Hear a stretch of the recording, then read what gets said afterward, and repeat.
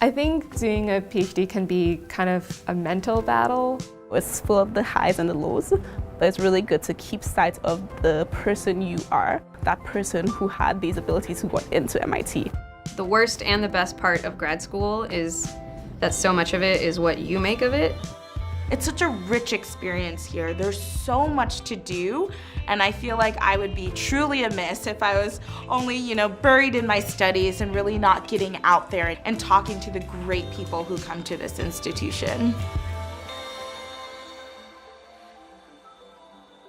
Graduate Women of Excellence came about as a result of years of conversations and initiatives with and for graduate students, graduate women specifically. And we came up with this idea to acknowledge women who are great scholars, who are also contributing in other ways as leaders, as mentors, and who have some thoughts about how they can make a difference in the world. And I realized that we were very few women in our class. We created a group called Mente. We started going to high school and sharing with other girls about our projects. And here in Cambridge, we started dinner series to meet other graduate women that are from Latin America. And we called it Mente Dinner Series. And it's really exciting because I think all of us are growing. I always feel that I can really add my voice, my passion, my spirit to the community. So I tend to overextend myself a little bit and sign up for everything under the sun. But truly, the people here are amazing. MIT has a program, Resources for Easing Friction and Stress. We're a confidential peer resource, so we're available to do conflict coaching. In our department, we also do a lot of student advocacy.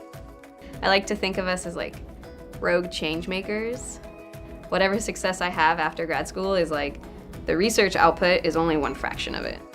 I think what's most amazing about certainly the other women I know who are receiving this award is that they're not just great organizers and great community builders and very generous with their time, but they're also doing amazing technical work.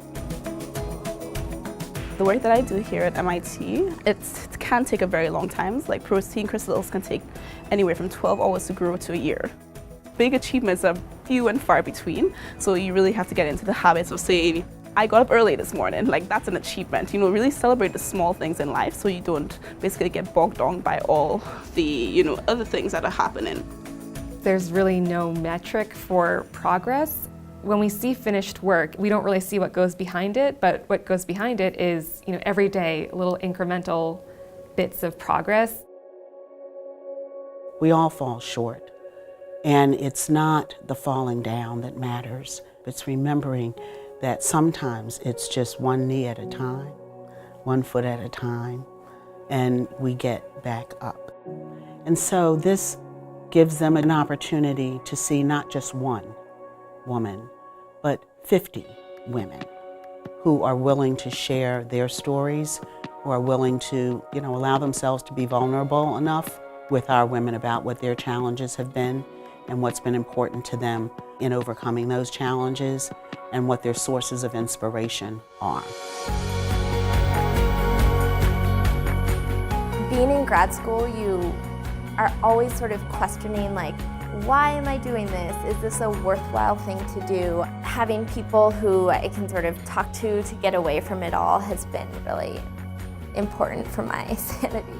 Whenever you're doing something, ask, what's the goal? What's the point? And then if you don't like the answer, change. Practicing being grateful and thankful because it's easy to kind of lose that. Taking the opportunity to really understand your passions and what you want to do, this is a really cool place to explore. We feel like we have to prove ourselves all the time, which sometimes can be very isolating. Don't be afraid to ask for help. Follow your passions, pursue your dreams.